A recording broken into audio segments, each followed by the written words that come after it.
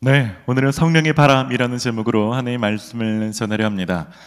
여러분, 배가 항해를 할 때 역풍을 만날 때와 순풍을 만날 때 전진하는 속도는 천지 차이가 아니겠습니까? 인생도 마찬가지입니다. 우리가 안간힘을 쓰지만 성령의 흐름과 반대 방향으로 갈 때와 온 힘을 빼곤 있지만 하나님께서 원하시는 그 일을 같이 추구할 때 하나님께서 도우시는 영역은 전혀 다른 것이죠. 오늘은 이런 말씀을 같이 좀 나누려고 합니다. 힘을 다 빼고서 하나님께서 원하시는 하나님의 뜻, 하나님 나라를 추구할 때 하나님께서 우리들 가운데 어떻게 도우시는지 함께 살펴보려고 합니다. 본문을 읽어가면서 자세히 살펴보도록 하겠습니다. 오늘 읽은 11절과 12절은 바울의 여정을 간단히 이렇게 기록하고 있습니다. 우리 함께 읽습니다. 우리가 드로아에서 배로 떠나 사모드라게로 직행하여 이튿날 네아폴리로 가고 거기서 빌립보에 이르니 이는 마게도냐 지방의 첫 성이요 또 로마의 식민지라 이 성에서 수일을 유하다가 방금 전 도입 영상에서 보았던 것처럼 바울이 자기가 가고 싶었던 아시아로의 진로가 아니라 성령의 이끄심 안에서 순종하여 마게도냐 지방으로 가는 여정입니다. 네, 그것을 마게도냐에서 이 빌립보라는 도시로 가기에 빌립보 바깥쪽에는 항구 네아폴리거든요. 거기까지 가는 여정인데 사모드라게까지 직행했고 이튿날 바로 네아폴리에 도착했다라고 말씀하고 있습니다. 이게 무슨 의미냐면 원래 이 거리가 한 250km 정도 되는 거리입니다. 사도행전 20장 6절을 보면 거꾸로 이 빌립보에서 다시 되돌아올 때 여정을 5일로 잡고 있습니다.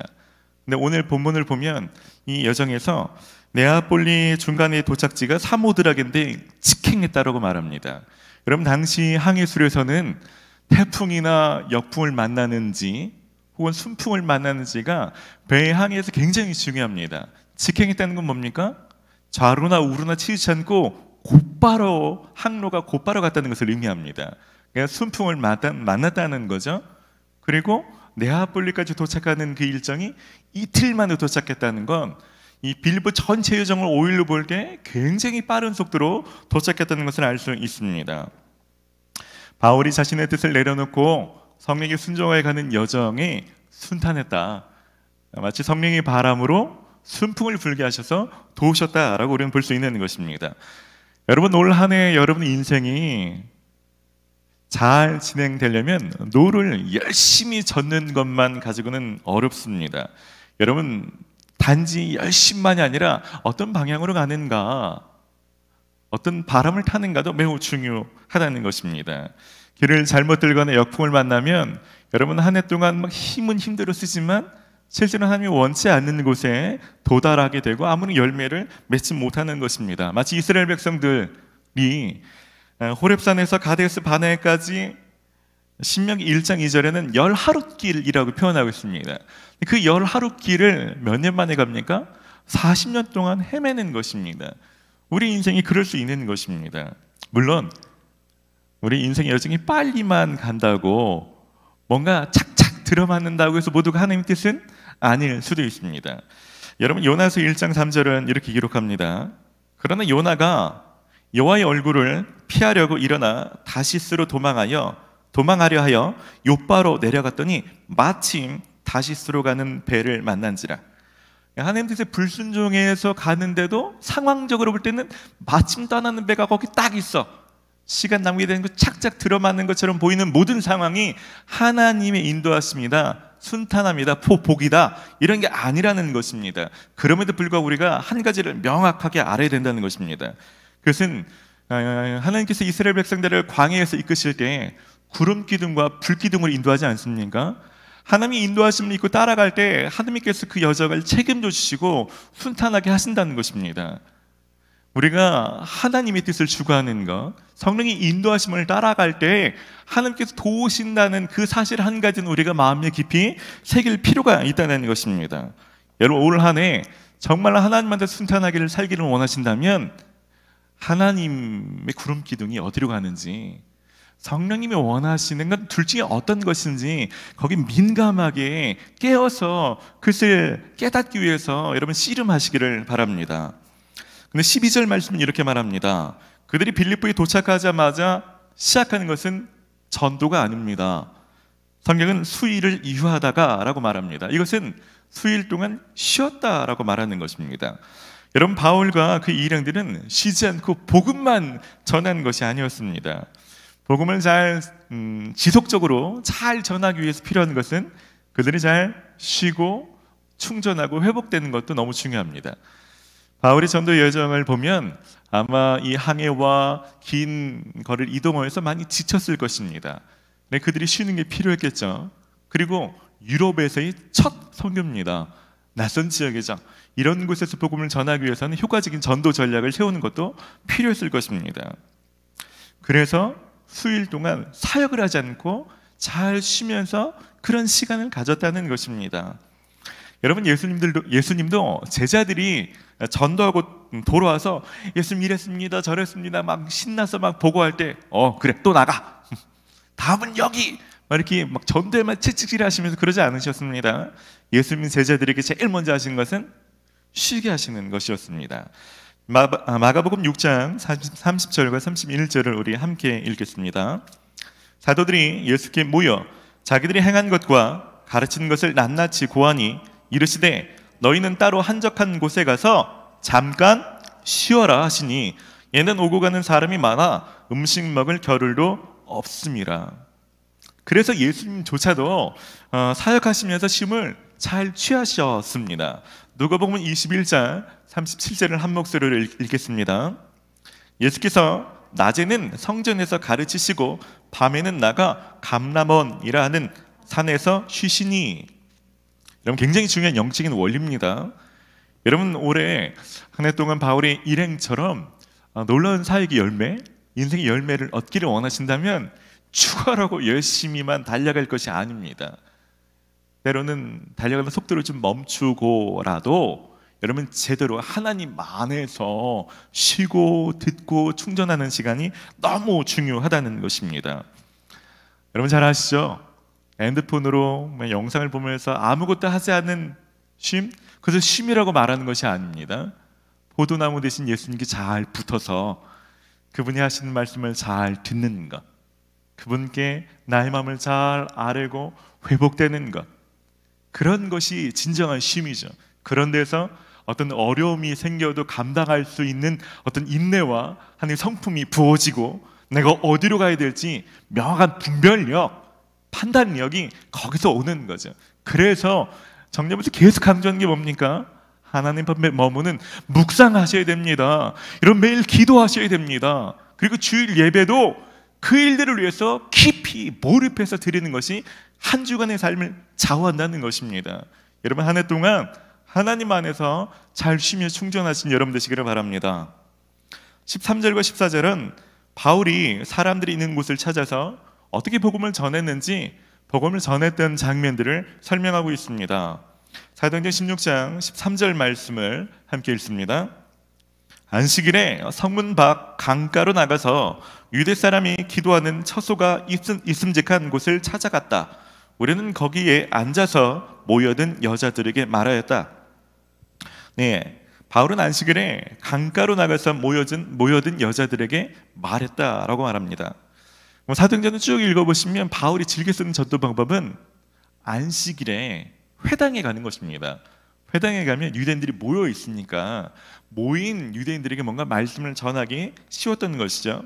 근데 여기에는 회당이 없는 것을 볼 때 보통 회당은 유대인 성인 남자가 최소 10명 이상이 되어야 만들었습니다. 아마 이 마게도냐, 이 빌립보 지역에는 그 정도의 유대인들이 없었던 것으로 보여집니다. 보통 그럴 때는 이 경건한 유대인들이 자기들끼리 모여서 기도하는 곳이 있었다고 합니다.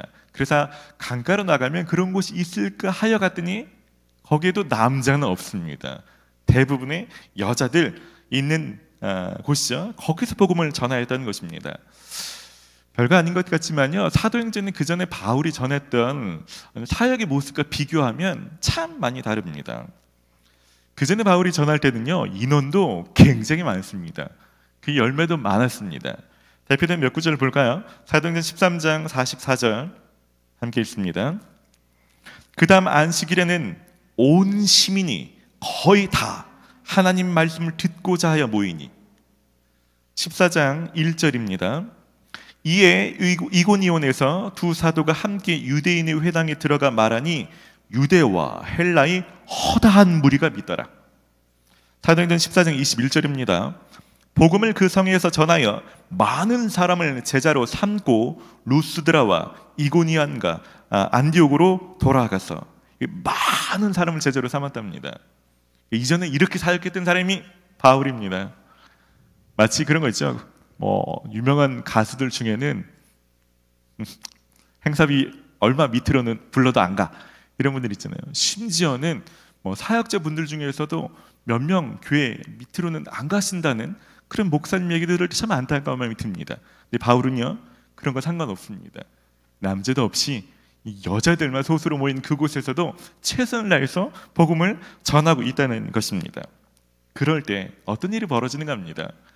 여러분, 바울이 자신의 뜻을 내려놓고 하나님 뜻에 순종할 때도 순풍이 불었다고 했죠. 지금처럼 많지 않은 사람인데도 불구하고 하나님 뜻을 최선을 다해서 전할 때 어떤 일이 일어납니까? 그때도 성령이 놀랍게 개입해서 역사해 주십니다. 그것이 14절이죠. 14절을 함께 읽습니다.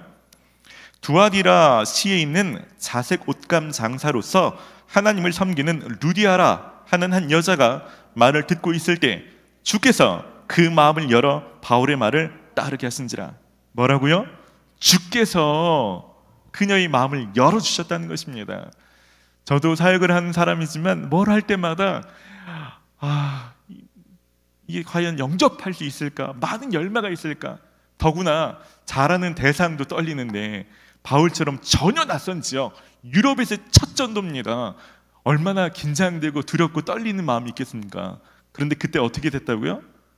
바울이 한 게 아닙니다.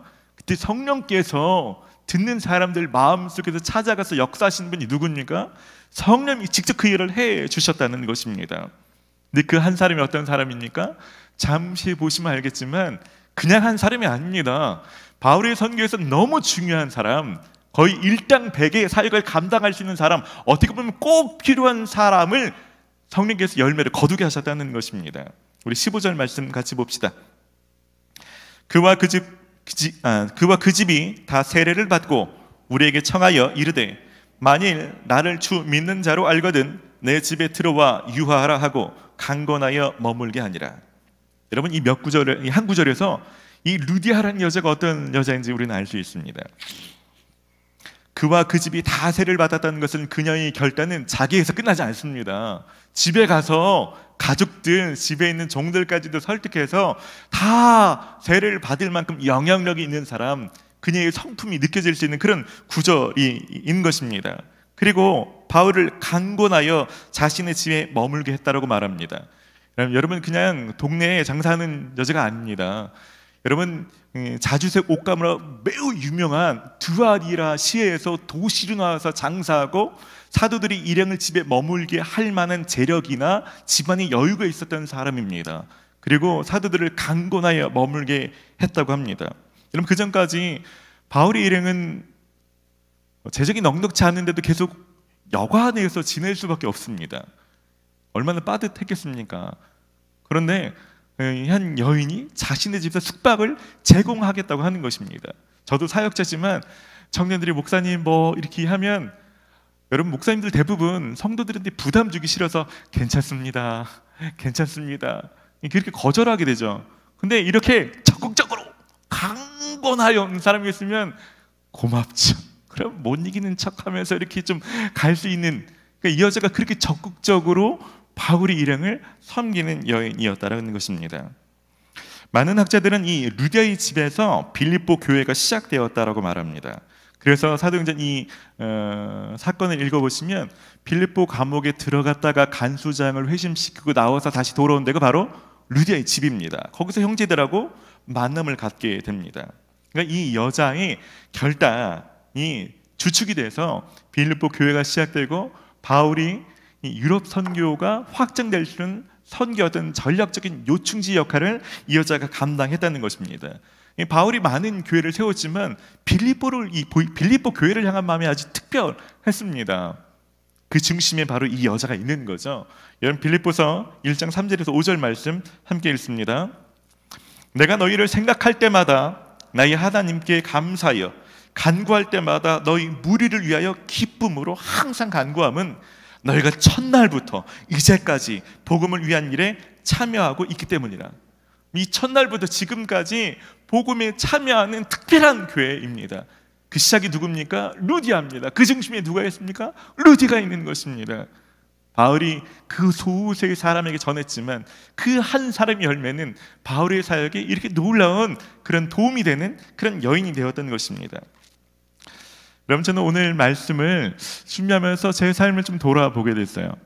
하나님의 뜻을 내 뜻을 내려놓고 하나님께 순복하려고 애썼던 경험이 있었나? 돌아보게 되는 거죠. 한 가지가 떠올랐습니다. 오래전에 어떤 분이 일산에 있는 어떤 집에 가서 가정 예배를 드려달라는 부탁이 있었습니다.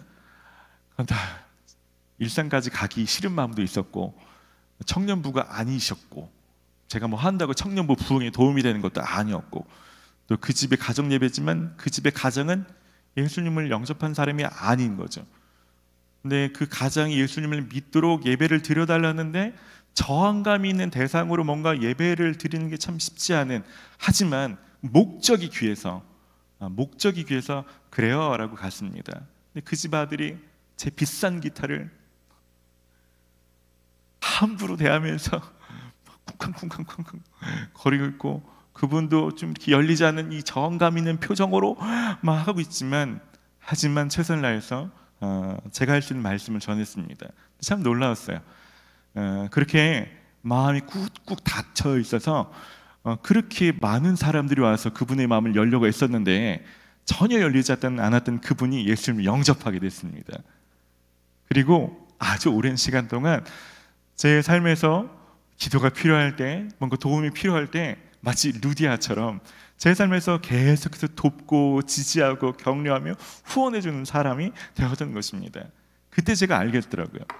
어떤 사람들은 삶에서 인간관계, 인맥 중요하잖아요. 그 인맥을 넓히려고 막 사교 모임에 참여하고 어디 가서 명함을 돌리면서 진짜 괜찮은 사람 하나 얻으려고 애쓰는데도 불구하고 한 명도 못 얻는 사람이 있고, 근데 어떤 때는 사람을 얻으려고 노력하지 않는 거죠. 내가 인간적인 어떤 수단과 방법을 간구하지 않고 힘을 다 빼고 그냥 하나님 나라, 하늘의 가치를 추구하는데 내가 힘쓰고 애써도 얻을 수 없는 그런 사람을 하나님이 내게다 딱 붙여주시는 거죠. 하나님이 그 사람을 누구인지 어떻게 만날 수 있는지 잘 아시는 분이 그 일을 해주시는 거죠. 얼마나 감사합니까? 또 하나는 루디아처럼 사는 것.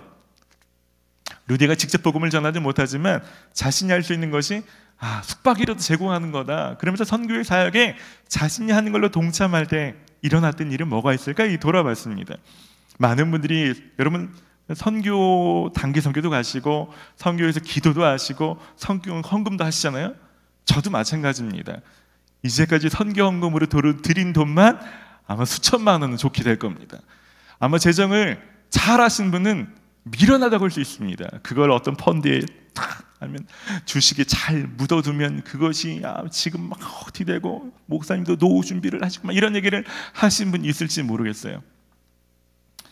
근데 돌아보니까 실제로 제가 드린 돈보다 훨씬 더 많은 재정들, 제가 대학교를 다니고 제가 결혼할 때 임신과 출산을 겪고 수술을 하고 요양원에서 생활을 할 때 하나님께서는 정말 필요한 그 순간마다 사람을 보내셔서 얼마나 더 풍성하게 채우셨는지 모릅니다. 청년부에서는요, 매월 셋째 주일을 선교 주일로 지켜드리잖아요. 왜 그런지 아십니까? 여러분, 돈 내라는 거 아닙니다. 여러분, 선교사적인 삶을 사는 것, 이것이 너무나 큰 축복이 되기 때문에, 여러분 안간힘을 써서 막 살아도 안 되는 일이 있는데 우리가 하나님 나라를 추구하며 하나님 뜻을 추구하면 바울과 같은 일들을 경험하게 된다는 거예요. 때론 루디아처럼 사도적인 어떠함은 없지만 자기가 할 수 있는 거로라도 뭔가 참여하고 싶어서 애쓸 때 하나님께서는 그 여인을 통해서 놀라운 일을 하신다는 것입니다.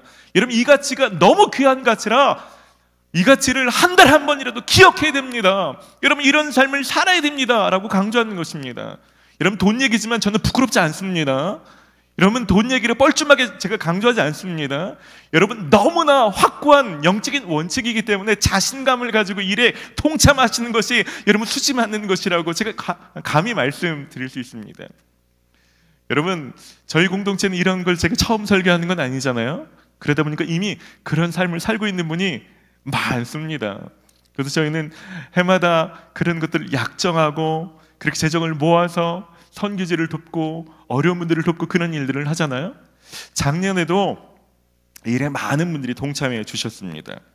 많은 분들이 동참해 주셔서 우리가 할 수 있는 한, 코로나 상황이지만 선교사님 가정을 돕기도 하고 선교사에게 또 도움이 되기도 하고 또 국내 혹은 해외 여러모로 돕는 일들을 진행해 왔습니다.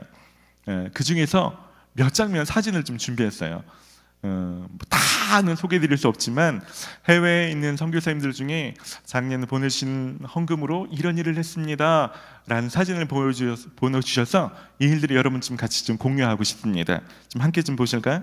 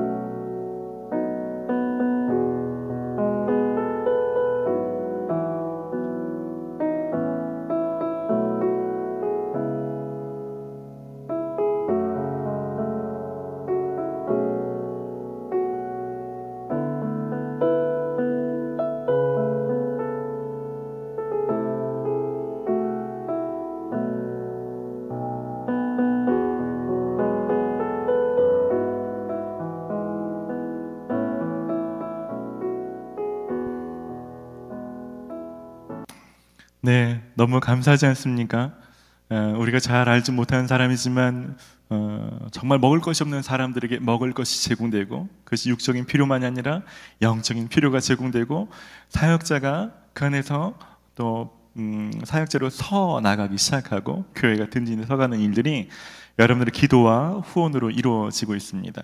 다시 한번 한 해 동안 이 일에 동참해 주시고 힘써 주시고 기도하신 모든 분들에게 감사의 마음을 전해드립니다. 더불어서 여러분, 올해도 우리가 이 귀한 일에 같이 힘을 다해서 좀 달려가 봅시다. 혹시 아직까지 여러분 약정하지 못하신 분들은 여러분 유튜브에 소개된 링크를 지금이라도 열어서 동참해 주십시오. 작년에도 많은 분들이 10,000원, 20,000원, 30,000원, 50,000원, 어떤 사람들은 더 큰 금액을 정말 이 일들이 심으신 것을 보면서 얼마나 감사했는지 모르겠습니다. 여러분은 이 일들 위해서 계속 기도해 주시기를 부탁드립니다. 말씀을 마무리하고 지금 같이 기도하려고 해요. 찬양하려고 합니다. 여러분, 올 한 해 잘 살아보려고 안간힘을 쓰는 것만이 아니고 바울처럼 하나님이 인도하시면 어디 있는지 먼저 살피십시오. 그리고 하나님이 이끄신다면 힘을 좀 빼시고 여러분 하나님 나라의 가치, 복음을 전하는 삶을 추구해 보시기 바랍니다. 여러분 직접 복음을 제시할 수 있다면 여러분 수준으로 말하십시오. 그 사람이 깨닫고 영접하는 건 성령님이 하시는 일입니다. 결과까지 책임질 수 없습니다. 그것이 아니라면 식사를 한 끼 접대한다든지 여러분 좋은 메시지를 보낸다든지 기도한다든지 선물을 준다든지 여러분 우리가 할 수 있는 걸로 합시다. 그럴 때 그 사람이 우리에게 갚아주지 못하는 일이 있다 할지라도 여러분 우리가 하는 일들 가운데 성령의 바람을 불게 하사 우리가 그 길을 걸어가는 삶에서 우리를 순탄하게 하시고 하나님 그 길을 힘있게 힘있껏 걸어갈 수 있도록 성령이 우리를 도우실 것입니다. 그런 삶을 살아가시는 저 여러분 되시기를 주의 이름으로 축원합니다. 우리 함께 찬양할 때 우리가 이 찬양으로 좀 고백하십시다. 주님, 내가 주님이 이끄시는 것, 내 모든 힘과 의지를 다 빼고 주님 나라, 주의 뜻을 추구하는 한 해가 되기를 소원합니다. 우리 함께 좀 고백합시다. 말씀하시며 주님 말씀하시며 내가 나가리라. 주님 뜻이 아니며 내가 멈춰서리라. 나의 가고 서는 것 주님 뜻에 있으니 오 주님 나를 이끄소서. 주님 말씀하시며 주님 말씀하시며 내가 나가리라. 주님 뜻이 아니며 내가 멈춰서리라. 나의 가고 서는 것 주님 뜻에 있으니 오 주님 나를 이끄소서. 뜻하신 그곳에 나 있기 원합니다. 이끄시는 대로 순종하며 살리니 연약한 내 영혼 동하여 일하소서. 주님 나라와 그 뜻을 위하여 뜻하신 그곳에 나 있기 원합니다. 이끄시는 대로 순종하며 살리니 연약한 내 영혼 동하여 일하소서. 주님 나라와 그 뜻을 위하여 뜻하신 그곳에 나 있기 원합니다. 이끄시는 대로 순종하며 살리니 연약한 내 영혼 동하여 일하소서. 주님 나라와 그 뜻을 위하여 오 주님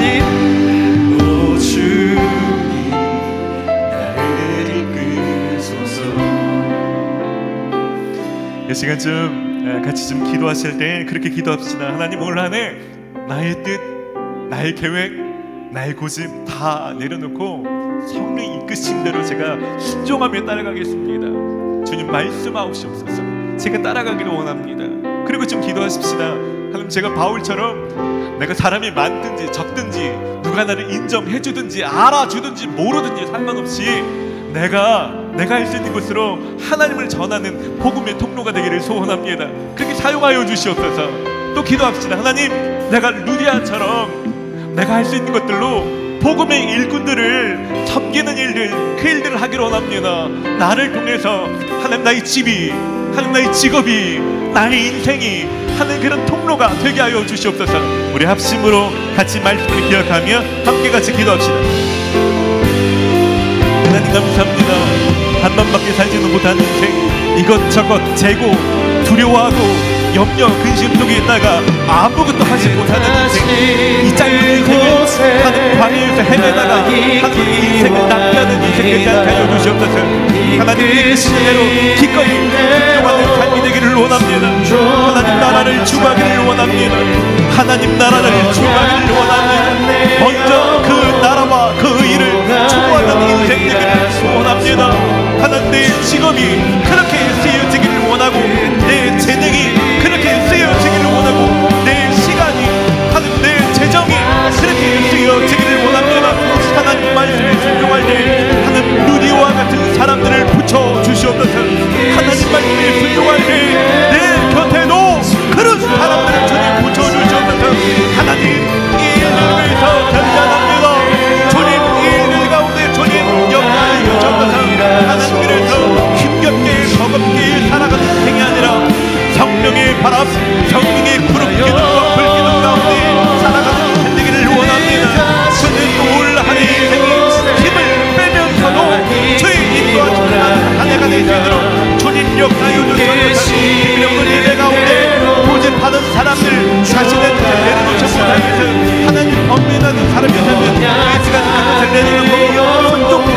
주시옵소서. 순종케 하여 주시옵소서.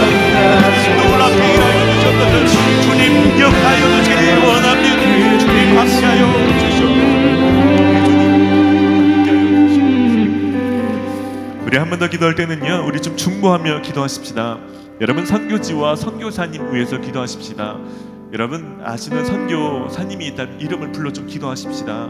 여러분 청년부에 있으시면서 선교지 방문했던 곳이 있다면 그 선교지를 위해서 그 선교사님의 이름을 불러 그 가족을 위해서 한 그 가정을 지켜달라고, 낙심치 않고 복음으로 전진할 수 있도록 해달라고 중보하십시다.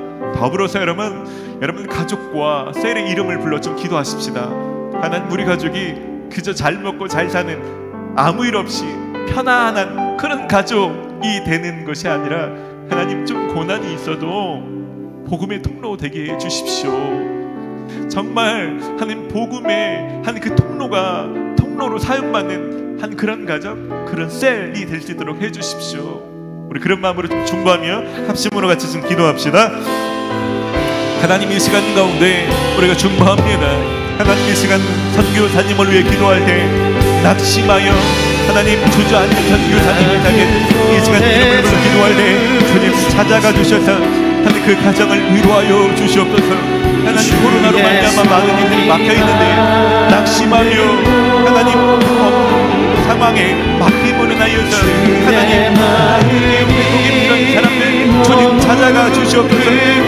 하나님 그 가정이 쉼을 얻게 하여 주시옵소서. 바울의 일행이 쉼을 얻었던 것처럼 하나님 안에서 쉼을 얻게 하여 주시고 하나님 안에서 회복되게 하여 주시옵소서. 재충전하게 하여 주시고 주님 찾아가 주셔서 하늘의 능력과 힘을 더하여 주시기를 원합니다. 주님 선교지마다 주님 역사하여 주시옵소서. 하나님 복음이 열심으로만 사역하는 것이 아니라 하나님 성령의 모습과 성령의 방향성 안에서 사역할 수 있도록 한 영으로 역사하여 주시고 한 방향성 안에 서게 하여 주시옵소서. 하나님 음성으로 일치되게 하여 주시옵소서. 여러분 하나님 기도합니다. 하나님 우리가 속한 가정들이 하나님 편안함으로 일관되는 삶이 아니라 고난이 있을지라도 불평이 있을지라도 하나님 하나님 복음의 통로가 되는 가정이 되게 하여 주시옵소서. 특별한 우리 몸 안에 있는 수많은 세들 가운데 주님을 하여 주시옵소서. 하나님 우리끼리 모여서 웃고 떠들고 좋은 모임이 아니라 사람을 살리는 셀이 되게 하여 주시옵소서. 하나님 복음이 살아 숨쉬며 하나님의 생명이 살아나는 그런 셀이 되기를 원합니다. 동일한 꿈을 꾸게 하여 주시고 동일한 믿음을 달려나갈 수 있도록 주님 일하여 주시기를 원합니다.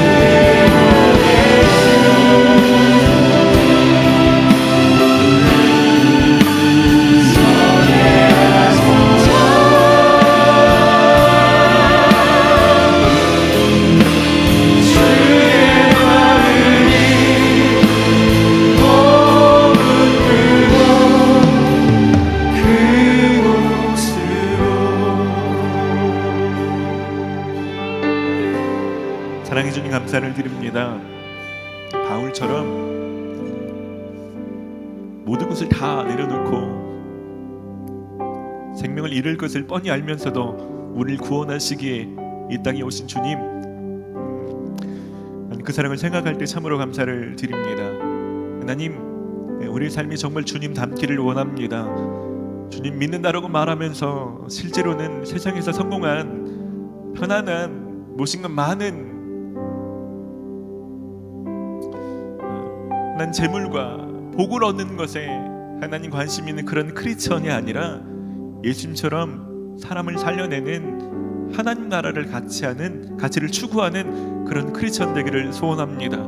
하나님, 그래서 우리의 뜻을 다 내려놓고 성령이 어디로 이끄시는지 그 일에 관심이 있습니다. 포기를 원합니다. 듣기를 원합니다.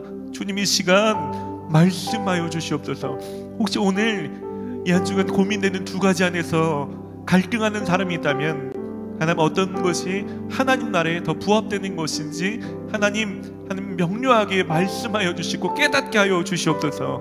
하나님, 우리가 좀 좁은 길이라 해도 대가의 지불이 크다 할지라도 하나님 생명의 길을 걸어가며 하나님 주님과 함께 걷는 그 삶이 되기를 소원하오니 주님, 이 시간 가운데 역사하여 주시옵소서. 하나님, 그래서 여정은 피곤하고 힘들고 어려울지는 모르지만 성령의 바람을 타고 하나님 그렇게 하나님과 동행하는 이 한 해가 될 수 있도록 주님 역사하여 주시옵소서. 특별히 하나님, 선교율 사역 안에 시간과 재정과 기도로 동역하기를 원하는 사람들 가운데 주님 놀라운 은혜를 베풀어 주시옵소서. 심은 것보다 30배, 60배, 100배로 거두게 하여 주시고 그 삶이 얼마나 귀한 삶인지 알아갈 수 있도록 주님 이 한 주간 가운데 주님 역사하여 주시옵소서. 이제는 예수 그리스도의 크신 은혜와 하나님 아버지의 극진하신 사랑하심과 우리 가운데 역사하시며 우리를 도우시는 성령의 교통하심이 이제는 자신의 모든 뜻들을 내려놓고 하나님 나라를 추구하며 복음의 가치를 날마다 전파하며 그렇게 먼저 그 나라와 그 일을 추구하는 삶을 살기를 작정하는 모든 성도들 위에 이제로부터 영원까지 함께하여 주시기를 간절히 축원하옵나이다. 아멘.